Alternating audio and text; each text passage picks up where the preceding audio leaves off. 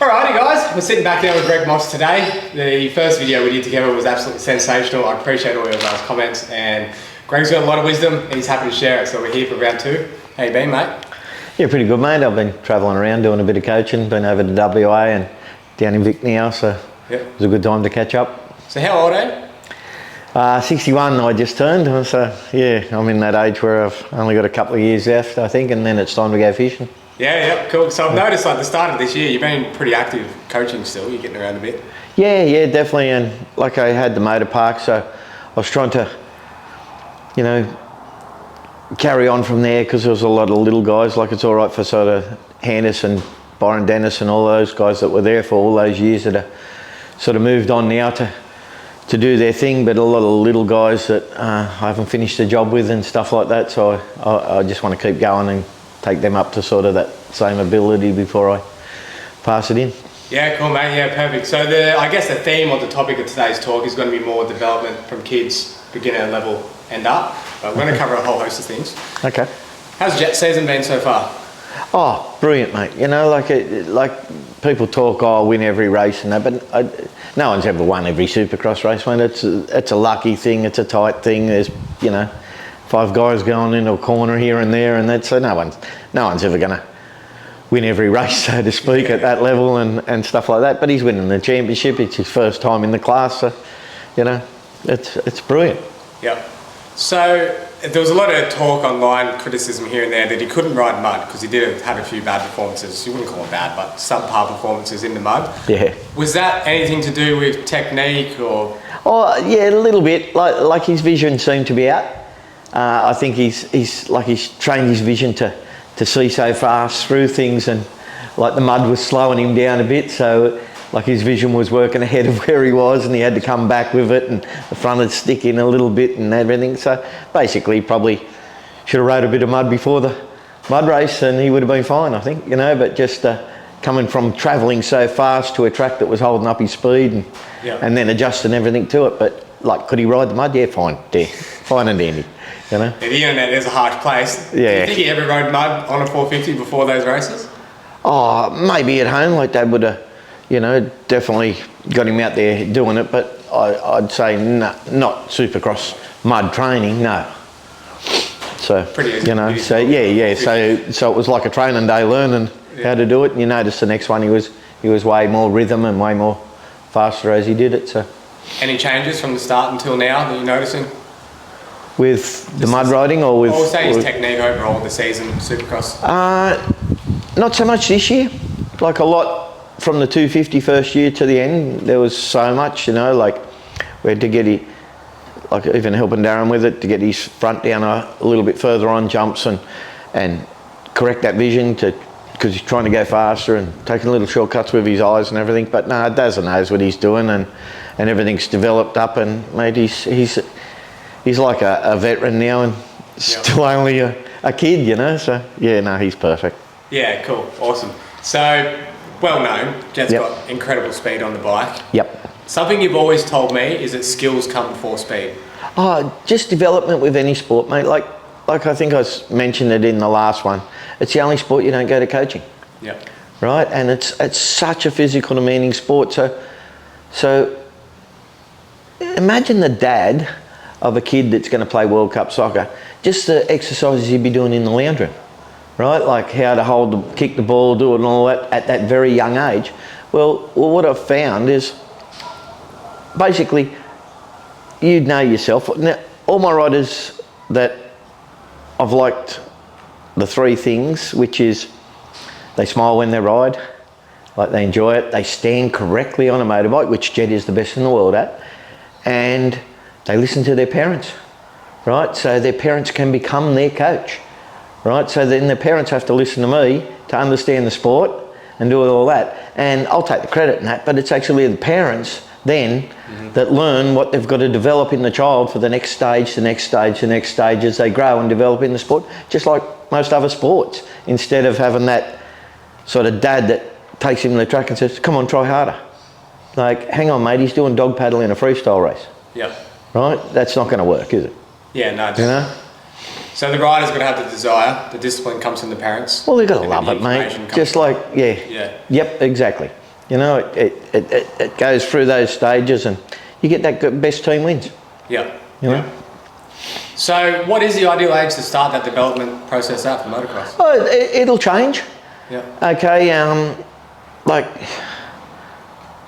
I enjoy playing on the BMX bike, or I enjoy playing on the mountain bike, you know, then Dad can get a little bit more time and a little bit more often if he thinks that's what he's going to enjoy, and a little bit more creative with the exercises.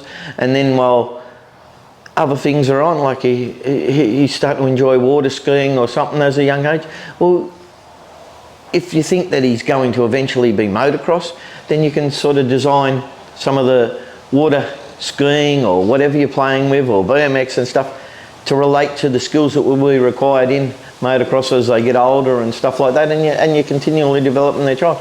And at worst, you're developing coordination, you know, and all of that sort of thing, and whatever other weaknesses they might have, you're sort of developing that, okay, all the time to be good at the sport. So you're basically taking all different sports, all different activities, and just picking parts from them that will benefit you on a motorbike. Yeah. Well, you can't just go riding. Like, you know, like I watched Millsaps, who to me is the best junior the world's ever seen.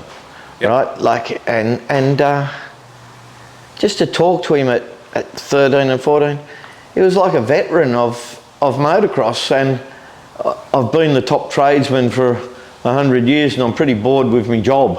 Yeah. And he, you know, he hasn't even gone through body development of growth yet. You know, like it was so young and so things. So I think the passion to really want it and perform is not so much as, say, Jett and stuff who've developed slower over their age, of more time of getting it right, but having a little bit of life and not the push to just be fast at motocross at a young age type thing, you know. Gotcha. And too much of just motocross in. So if you were comparing, say, why it maybe didn't work out as well for Davey and why it did work out so well for Jett, it would have been too much focus on the racing speed. And maybe and just a little bit boring. It became work. Yeah. You know, it wasn't sort of broken down with keeping that, Dad, can I go ride my motorbike type of feeling there, you know? So I believe it was Jeremy McGrath said this, but you get 10, or might have been Jeff Hemming, you get 10 years of all in, this is what I'm doing, I live for it, I breathe for it every single day, and at the end of that 10 years you'll start to get burnt out, such as Davey did. Yep. Do you subscribe to that theory? You think that's... I don't know exactly 10 years or whatever, because one thing I do know is everybody's different.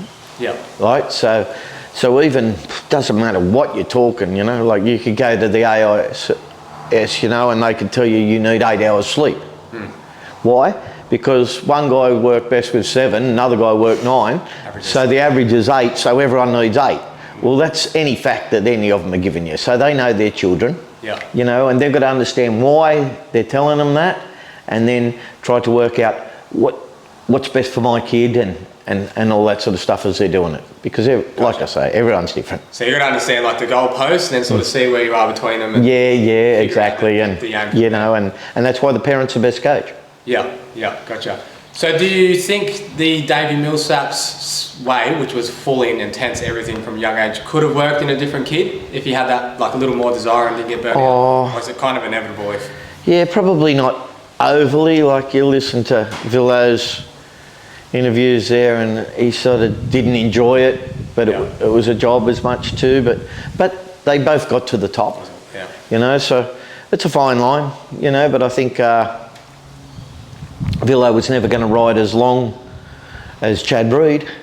Yeah. You know, so maybe if it was a bit more enjoyment, he might have been aiming for that goal of riding as long as Chad Reed did and things like that into the age. But yeah, I don't think there's a exact line for each person, that's for sure. No, and it's a very important point that too, because you can go through the list. Jeremy McGrath didn't ride till he was what, 12? Yeah. Ended up one of the best ever. Yeah, I think it was even a bit later, you know, but he was BMX butt before it, you know, so you're seeing like those BMX skills come into the Supercross, and he took a lot longer of motorbike development and everything before he could win a motocross race. right? You look at, like I seen Chad as a kid building his own BMX jumps, Matt and Jake, BMX, Daniel McCoy, building BMX and stuff like that as kids. And they've all sort of won Supercross, right?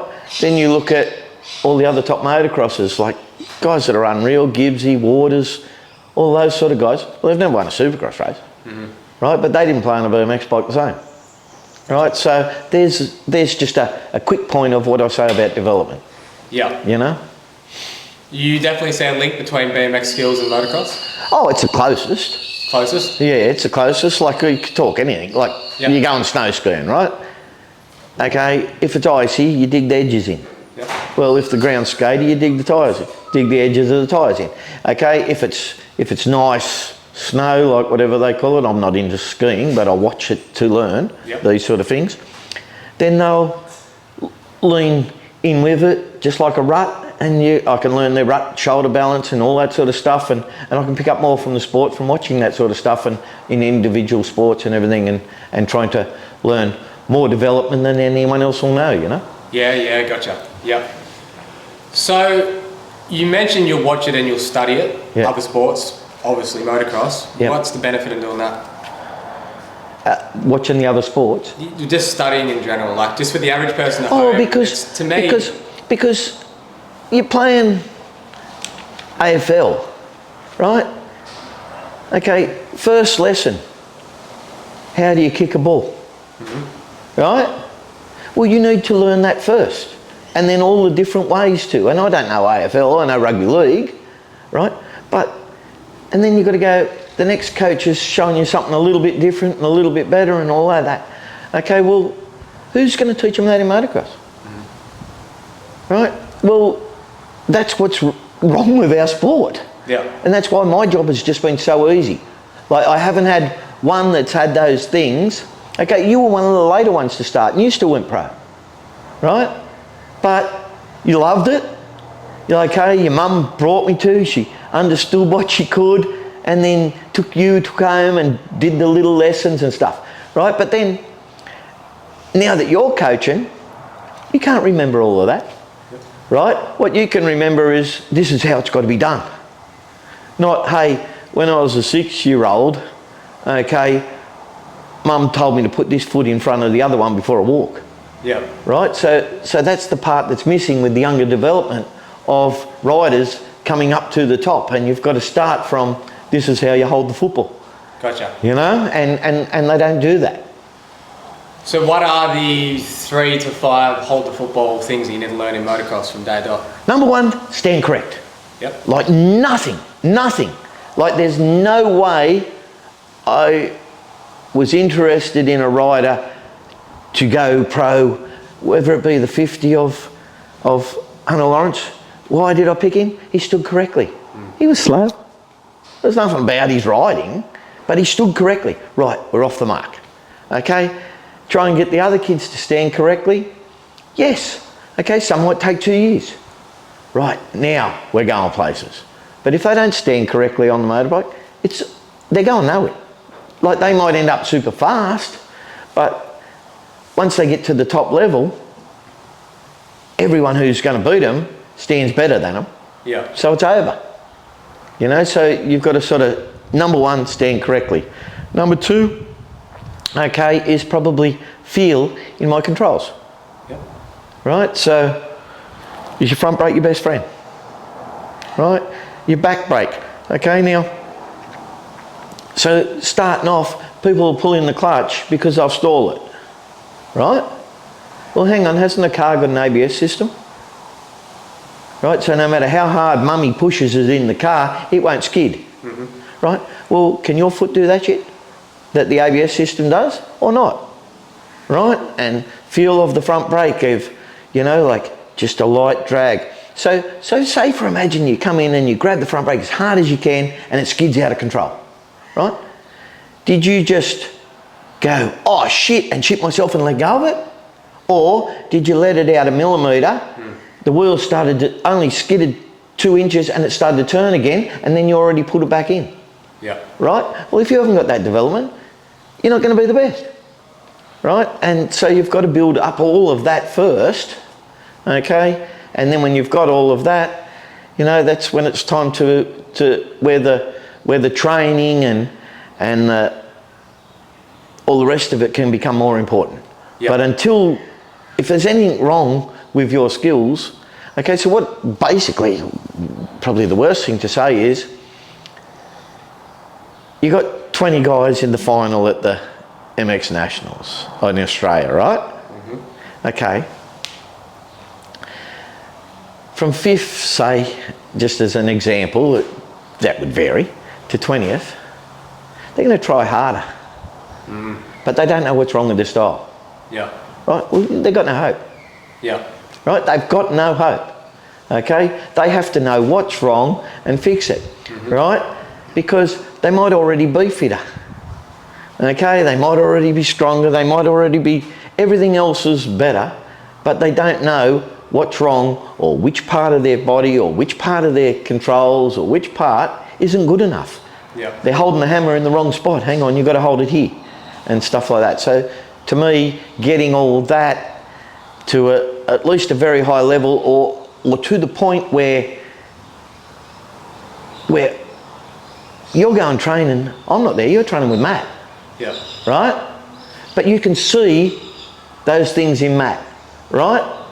So then you can see, I can do that. Oh, I can't do that. Why not? Oh, I'm going to get myself an exercise at home and learn that skill, and then I can do it too. Yeah. Right? But if you don't do that or see that, you can't do it. And that's it. All right? Just like every other sport, really. Yeah, no, I was just having flashbacks and memories because before I started getting coached by you and riding with Matt, I was the smash the hammer person, ride all day, fit, lift weights, deadlifts, and I was the 5th to 20th place, just like you said. And then it was after I met you, I started to understand the information that I needed and what was correct and incorrect on the bike. It wasn't about logging the laps, logging the hours, it was about doing the right thing or am I doing the wrong thing? And it just flashed in my mind. I actually got, the year I won the Supercross Championship, I got quality over quantity tattooed on my body. Mm-hmm. So I went from the rider that was just smashing the hammer, putting in the hours, and I thought, I need to probably do a little bit less, but maybe study some film and listen a little bit more and do the right things. And learn what I need to fix. And that was a first-hand lesson for me, and it leads into my next thing, which is studying film. That was probably the biggest change. I started with you telling me what to look for in the film. Yep. And then actually watching myself ride and going, this is what I need to fix, this is what's wrong, this is what's right. So analysing your own riding. Yeah, exactly. You'll essentially do that in real time for riders on weekends. Yeah, that's like I'm not a trainer. Yeah. Okay, like I could do it, I think, and I've done it a bit with a few of the riders, you know, but I'm not standing there with a stopwatch all day. Mm-hmm. Okay, and you do the motos and that. I'm coming out. I enjoy coming out and going, you know, mate. You're moving that muscle before that muscle, that's incorrect, you know, you've got to squeeze it here, it's got to be that balance, blah, blah, blah, or this control use isn't good enough. Like, okay, let me put it down to the bottom line. Okay, all skill comes down to 4 things. Lines, vision, body position, or control use. Mm-hmm. So everything is in those 4 things, right? So, which one are you not good enough, okay, and how do I fix it? But it's all in those 4. Like, there's nothing in the sport that's not in those 4 things. Yep. Right? So you're continually looking for those 4 things. So if someone's faster than you, out of those 4 things, work out why, okay, and then work out how to fix it. Right? And then maybe you can do it then, eh? Yep. Right? But if you don't work out of those 4 things which it is, you're never going to be able to do it. Yeah, correct, spot on. Yeah, so you want to find your weakness, mm-hmm. where you lack the most, lift that up, and then a rising tide will lift. Yeah, into all of it. You know, like just vision. Mm-hmm. That's speed. Right, so are you training at every ride?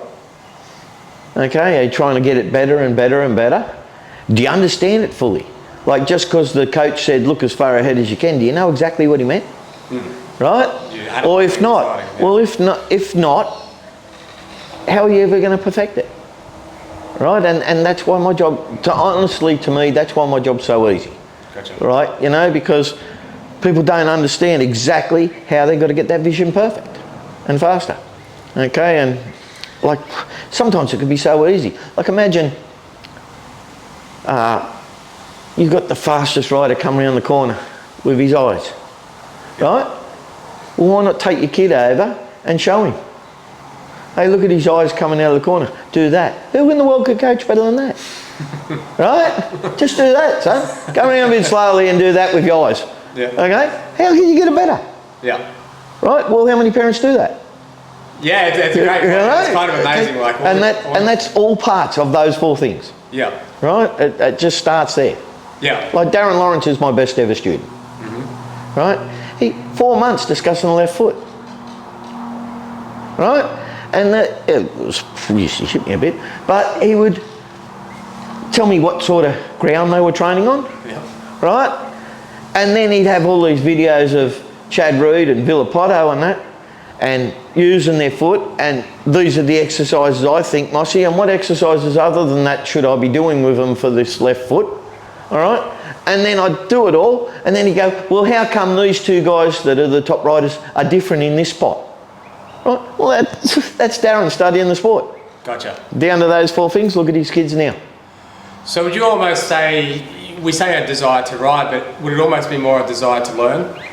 To really get the top steps, and enjoy riding. Like you've got mate, to learn what you're doing. Brady Connolly, Yep. he loved it. Like, out of every student I've ever coached, that guy loved riding the most. Gotcha. Like, at the school we'd have a drink break. Well, he'd be hopping on that 110 or whatever they were back then, and riding around, following me while I'm talking, doing a wheel stand while I'm talking to people and following around, and then get back on the bike to go out. Like, I couldn't get that guy off a bike. Yep. You know, he just loved it. So to me, he was probably the most fun rider I've ever coached, you know, but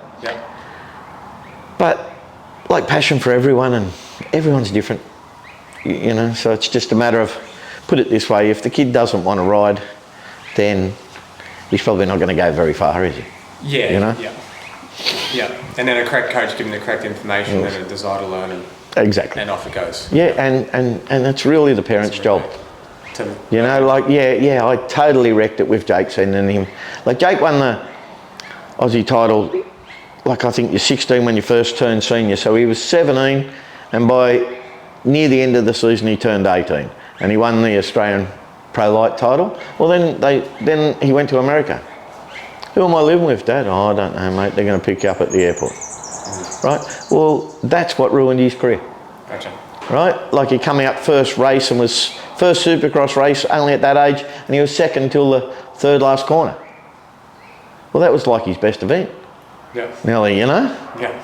And then living on his own, like, he needed mum for a cuddle, he needed dad to kick his ass, he needed people around him who cared, and all that sort of stuff. Instead, he had to cook his own dinner, all that sort of shit. And, you know, live by himself and stay away from his mates because they weren't doing the right thing to help get that good. And, you know, so it just all went wrong. There's some funny stories about him and Jason Lawrence one night. Yeah, there's a lot of funny stories about him and Robbie Madison's house, and there's plenty, but, you know, he was on his own, and I really appreciate Robbie looking after him. Yeah. You know? And so then you can almost say the evolved version of that, where you've learnt and analysed and adapted, would be the Lawrences selling their house and all that. Yeah, mate, that was the whole thing. You are their team forever. And see how now he's never let anyone step in the way. Yeah. Right, and I'm sleeping at their house quite often. They're coming down to my place. We're doing all the schools. So this is after the school talk, sitting on the lounge and rubbing it right in and that. Right, so no one has ever stepped between Darren and his kids. Not a chance. A little bit off topic, but I always get the comment from parents, the kids won't listen to me, so we come to a coach. How does Darren get the kids to listen to him no matter what? Even though I'm sure he's hard on them, he's telling them what to do, and they just... Yeah, I'm not the ultimate at it. I'm just the ultimate at pushing it. Yeah. But their whole family, like the middle brother too, so that was Jett's playmate. Hunter was more work with Darren, right, to get the stuff ready and go do the exercise and that. And then Mum was look after for him. So they had that whole bond of doing the same job all together, and a lot more fun for Jett, you know, as because Hunter had to do more of the work and get things ready, and stuff like that. So he wasn't as bored. He could go play while Hunter did more of the exercises that I set and all of that sort of stuff and everything. Like I think I mentioned it last one. I remember Jett saying to me, I said, "That's not right, Jett." And he said, "Well, has Hunter got it right yet?" I said, "Not quite." And he said, "Well, call me back when he has and I'll copy it." You know, so he had that sort of, being a younger brother, but everyone's in a different situation. Every kid is different. Every parent, the parents know their kids. They won't listen. Well, maybe the parent's doing something wrong. Yeah. You know, and they've got to work out how. Like mine with Matt and Jake, I'm a bit of a prick, you know. So, like with Matt and Jake, it was, mate, I don't want to go motocross training, mate. Let's go in and do some homework. Let's get our books out and we'll, you know, we could get a really good future if we go and do some schoolwork. Oh no, Dad, can we go and train on the motorbikes? Oh, okay, son, if we have to. Yeah. Right? You know, like, so they're asking me to train. Yeah, that's you know, right. but they're really doing it to get out of homework. You know, so. Tracy Keisha did that with Josh Keisha one time. Yeah, I was down at their house. Yeah, Josh didn't want to race, so she took him to a race and said, "Right, everyone's going to watch this weekend." Yeah. By race one, he was, "Let's go home and get the bike." Yeah, exactly. Yeah. You know, so they've just got to put a little bit more time into understanding how to work their child. Yeah, so that's more of like a personal. And give it a go. Yes, definitely. It's Well, they know them better than you do. Yeah. You know, so I try and teach the parents. Okay, probably more than I teach the students. Mm-hmm. You know, like the parents are number one. You're their team. Yep. You know. So. And the parents are somewhat going through like a process of elimination on what's wrong with the riding. And implementing that all the time. And learning the sport, looking continually at those 4 things and learning what will be next. So what will I develop in the rider for what next level, and they're understanding, and they learn to understand the sport, you know, and like Darren knows more than me now, right? Well, he kept working harder, but the day I met him, he knew nothing. Yeah. Like absolutely nothing, you know? And look at him now. So I guess like an actionable way of that is, say a kid had bad balance. Yep. Cool, go to a go-slow race. You're watching them balance. And then maybe as they're doing that, they're improving their balance, but you notice their front brake control is real jerky. Yeah. So then you're designing the exercise for the front brake in a month. And you're spot on, mate. And that's with every part of it. Yeah. You know? Like, so even if you're the best at the go-slow race, you're still going to increase those skills a little bit more. Mm-hmm. Right? And so that exercise but doesn't have to be done as much as the other one. But it can't be neglected either. You know, and then you've got to work on all the other development. You know, like Matt's concentration is probably, to be able to concentrate on a job is phenomenal. He's a psycho like that. Yeah, phenomenal. His attention. You know, but his rhythm and timing wasn't real good. Yeah. So have a dance with Mum after dinner. Yeah. Right? Jake's concentration was pretty shit. But that guy, sort of like Jett as a youngster, was so coordinated, rhythm, timing, all that sort of stuff was unreal. Okay, so the dance wasn't going to help him. Mm-hmm. You know, but he had to, you know, and I got it wrong. Mm-hmm. Like that was his weakness as a thing. Like I remember him passing Kennard and passing Dungey, and he's moved to the lead, and he gets a lap 3 hits the lead, lap 8 he gets a pit board saying he's now 3.5 seconds in front of Dungey. You think, all right, what did his brain do? Yeah.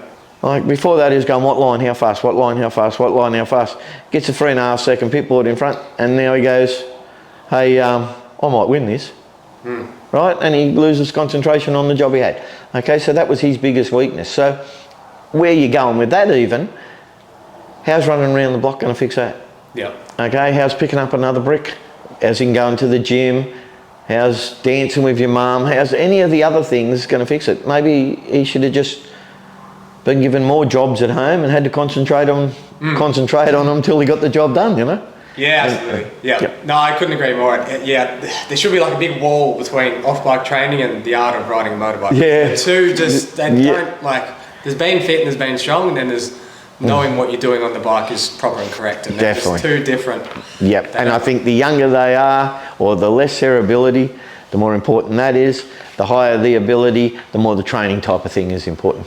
Yeah. You know? Gotcha. So yeah, obviously some riders are born with just some inherent genetics. they're going to be good at certain things. Yep. And you're basically on the hunt for the things that they're not naturally Exactly. talented at. Yeah, well, you all had that, mate. Growing up, you know, like, you know, and he was coordinated at this or he was doing that. Well, so every parent would know that played sort of sport, would know what their kid's weakness is. Right? So work on that first. Yeah. You know, whether it be on the bike or in the house, whatever, just fix that weakness. Yeah. Now, there's a lot that probably don't fix the weakness, but they'll do the lap times and the sprints and the run around the block. Yeah. That can work for a period of time, maybe while talent is there on the spotlight, but at some point, what happens there? Well, they fill the field, so the other guys who did it could earn a living, you know? Yeah, so I guess they hit the limit of like their... Oh, they'll be fast because they've ridden heaps and they're doing it all, but there's a limit to when that. you refine the job, you've got to be the best tradesman. Yeah. Right? Well, if they're not the best tradesman, they won't win at the top. So if you're not working on the weaknesses, you have a limit that you're... Yeah, that that weakness will be the limit. What stops you at the end. So if there's a rider out there that maybe they're not the best now, but they just continually work on the things they're bad at, there is no limit to if he knows how to get better every ride, he'll get better. Yeah. If he doesn't know how to get better every ride, he won't. Yeah. You know? Awesome. Very good. Can you focus on skills too much? Because like, just to give context, you can obviously work on it on the bike, but maybe the accuracy sucks. Again, as everyone's different. Yeah. Right? So, yeah, of course you can, like, number one, you could just take the fun out of it. Yeah. You know, and they wouldn't enjoy it. But, and, like, you're doing sections, so to speak, for speed. Right? You're doing laps to get fit. You're doing exercises to get good. Right? Well, you can't miss any one of the three. Yeah. Right? So exercises aren't going to make you fit on the bike, you know, and they're not even going to make you that fast. Yeah. You know, but if you're doing a section and there's something a bit wrong with the style, we've got to go back and do the exercise to fix that before you can go even faster. Yeah. Right? So they all sort of combine. You can't just do one of the three. Yeah, no, so yeah, I guess half your time is doing like everything and half time is weaknesses maybe. It's just, definitely. Yeah. You know, like, and they're learning as they go and like, the whole thing is understand the sport and develop up as you go and you'll know as a rider then what you need. But if you don't know, you're just going to be a tryhard. Yeah, absolutely. Yeah, I can't just push that one home anymore. Like it's awesome now that I'm in my later years and I've learnt what I learned from you and then I studied myself for years and years. I can ride now and watch a bit of film and just understand exactly what I need to do next. Yeah, I've seen you hop back on a bike and do a couple of things better than when you were racing. Yeah, well, and you haven't even been riding. No, and it's purely just because I understand what's there now. Exactly. My bum shifted back 2 inches. Well, I got on the throttle too hard. And my Spot on. forward. Okay. I can fix that within a lap now. Yeah. Back in the day, that's a month of wasted laps with my ass shifting back, and here I am still getting 10th. No, like I've enjoyed watching you and seeing it. Yeah,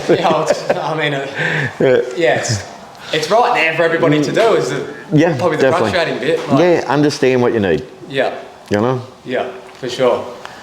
I want to go back into you mentioned the legs, the feet on the motorbike, so they've got to have the lower body rhythm and timing to really make it work. And I've noticed this myself that I can get a rider's elbows up and they'll get a bit better, but if the feet are pointing out and the knees are forwards and they don't move at the right time, it's... Yeah, so probably where I start is they're going to get in a lot more trouble off dad riding to the car incorrectly than they are racing incorrectly.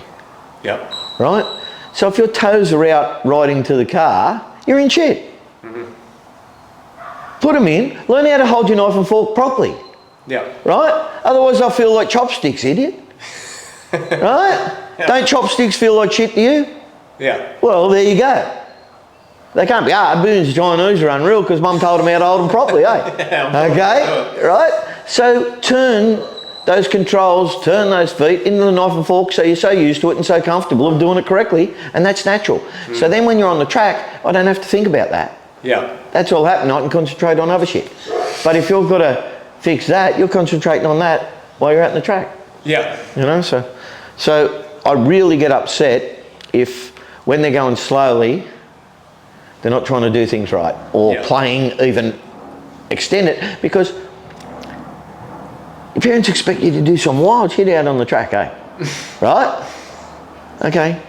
Well, wouldn't you be best to really experiment and go wild while you're going slow? Yeah.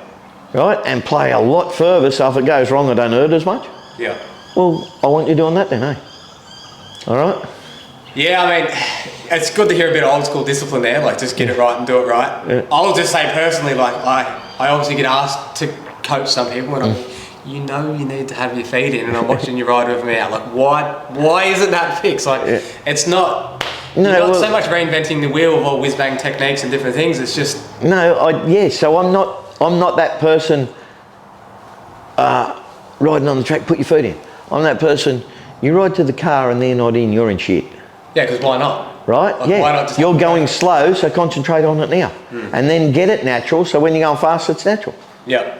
Right? So all my riders, like I kicked Hunter off the team because he bum touched the seat on the way up the car. Gotcha. Right? I told you to stand for the next 2 years, work on your feet movement. Right? You sit down, you're off the team. So Dad's now got to pay for the schools, which are what, nowadays $400 each. For the next 6 months you're off the team because your bum touched the seat while you're riding the car. Yeah, it's a huge part of it though. Like, there's no shortage of information in the world now. You can see a coach, you can go on the internet, we can watch this interview and... Yep, yeah, definitely. You've got to fucking do it. Yeah, definitely. Yeah, exactly. Yeah, it's almost... learn those 4 things. Yeah, and learn, not just be entertained by doing it. You've got to actually... Learn and go do it, okay? And make sure you fully understand lines, vision, body position and control use, and are the best at all of them. Yeah. Then you can go to the top once you train. A go slow race. Is there anything that can't teach you? Can't teach you? Yeah, so you always said you can basically pick a pro rider from the go slow. What? No, it's more of a, pick an eventual pro rider. Yeah, I can see the... No, what it is, wow, you've got great finger control, right? You've got balance off the pegs if you're moving from holding your knees and legs against the bike when you start your movement. So you're coming out of the corner and the bike starts to move, you're already feeling it early and all that sort of stuff as you start your movements to balance it. So not knees going out to balance it while you're doing your go slow and everything, but actually how you've got to ride. Okay, eyes over the bars, fingers are like this. 1 millimetre, boom, boom. I'm dropping it down, dump the clutch a little bit to bring it back. Got all that feel. Well, that's required every corner. Right, so if you haven't got it there, how are you going to do it when you're going fast? You're not. Well, we've got you beat then. Yeah. Okay. So if you did say like a go slow, endos, slow wheelies. Yep, walking speed. Well, look at you, mate. Okay. Scraping the back mud guard, stand up and sit down. Right, so first off, I made you dump it, hit the back brake. Front wheels this off again, dump it, hit it. Then a bit higher. Now right up a grass hill. Now I'm comfortable at flipping point, even though I'm only going that high. Right, now I've got even more time to hit the back brake. Oh, so you can now ride along, sitting down slowly at flipping point, playing with that ABS system, right? Right, now get some body movement. Stand up and sit down while you're playing with that ABS system. Well, there's your development now for Supercross, right? Hugely. Yep. Okay? And what's happening while all that's happening, and if it's too far, your foot's naturally going up over, but you're still looking and working on other jobs because you've trained that. It knows to do that. Yep. You don't have to concentrate on, I should hit the back brake. It's not, it's already happening while you play with those movements because you've been there so many times. Yeah. Yeah. So back on like finding the weaknesses of what to eliminate. If you did say a go slow, an endo, a slow wheelie, circles, weaving through the cones. Yeah. And then put them together in figure eights with different build-ups and stuff like that. Figure eights, standing while you're weaving, all those sorts of things. Yeah. Could you really give like an overall picture assessment of a rider and what's probably the weaknesses and the strengths? Oh, definitely. That's all I've looked at. I could still watch you and tell you what's wrong. Yeah. You know, and why, why Roxon's going to beat you. You know, and go slow, hard, punches, a little bit more than that, but it wouldn't take much to go like, you need to fix this better. Yeah. You know, so, and Darren will be better than me then, he can't ride a motorbike. Is there any other exercises there that are good for assessing a rider's just... everything. Say you got 5 minutes everything, of a rider. Everything. And nothing can be based down to certain things. Like, but footwork is the hardest, right? So where do you stand on a push bike? Okay, right? So when you're standing there, how can you use your controls? Right? So do you know every movement about how to use those controls, okay, and when to move your feet, right? Even bigger, do you know how to move them? Like imagine using your thigh to move your foot, right? Yeah. Okay, well, when every person had their first ride, they were sitting down and they used their thigh to move their feet. So 90% do that. So now I've only got to worry about 10%. Yeah. The other 90 got no hope Yeah. because they use their thigh to move their foot. Yeah, gotcha. Right? Yeah. So they're never going to be the top pro. Do you think there's a sport with more skill than motocross? Yeah, World Cup soccer. World Cup soccer? Yep. And that's how do they have upper body skill and, you know, like... Yeah, definitely. Well, I don't know, mate. I'm not a genius. I'm dumb I shit. just think about it like that. They say there's like gross and fine motor skills. Like say, what would be a gross motor skill would be doing freestyle. So you're doing these big long movements, and then a fine skill would be throwing a dart. Yeah. So in motocross, you've got the knee bend to the seat, and then you're probably trying to use perfect clutch movement. With your finger. And controls and So it's heaps like and stuff. Yep. I don't know, but from what I've studied back in the day and all of that, motocross never stayed out of the top 4, right? Marathon running never made the top 10, right? But World Cup soccer, not soccer, World Cup soccer was never not number 1, right? So I'm thinking what's happened there is those people who made it, right, didn't have to wait till Dad could buy petrol, didn't have to get the bike and go out, okay, didn't have to wait till they can get on the track, all of this sort of stuff. They can train 8 hours a day from the age of 2, right? $5 ball. So the level of all those developments is so much higher, right? Where motocross, okay, well, number 1, just what I said about the foot movement, at the most, that's 10 out of every 100. Right, so we've only got 10 guys out of every 100 to compete against. Yeah. Right, if we train and learn everything properly. Yeah, gotcha. So it's a lot harder to put the reps in motocross to gain the skill, whereas soccer it's just... Yeah, you're going all day, every day if you want. Yeah, gotcha. You know? Can you do like the majority of skills in the backyard just around some cones? Not majority, but geez, there's a lot you can do. What? Like, so much. Yep. You know? How many riders can improve just in that patch of grass out the back? Yeah, well, heaps. Yeah. You know? There's so much skill development for young guys, like just some trials riding on your motocross bike type of exercises, you know? Like how I started with Matt and Jake, I just put the cones out, having a beer with me mates, right? And thought, dodging between these, you're gonna have to play on the brakes, stand up, balance it, move it, balance it, and go real slow, like a go slow race, but in amongst the cones, right? So I'm like, how many times do I reckon they'll put their feet down? Oh, 6 or 7. So I'll hop on first. They're only 4, 3, 4, I think. Okay, I'll put my feet down 8 times. Gotcha. Right? They beat me, get 7. Then I got my mate I'm having a beer with. Get on and do 6. Right? So they're still beating Dad, so they're all excited. Yep. But they can't beat me mate, so they've got to try harder. And the end of the day, they get it down to 3. Right? So I hop back on and do 2. Yep.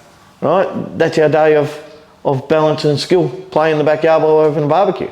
Yeah, gotcha. You know, and that's just hundreds of exercises where you got that creativity. Yeah, You know? for sure. Yeah, and they're suited towards what you're not good at. What the goal is in the end. Yeah. Yeah. You know, and it's not like, we're training.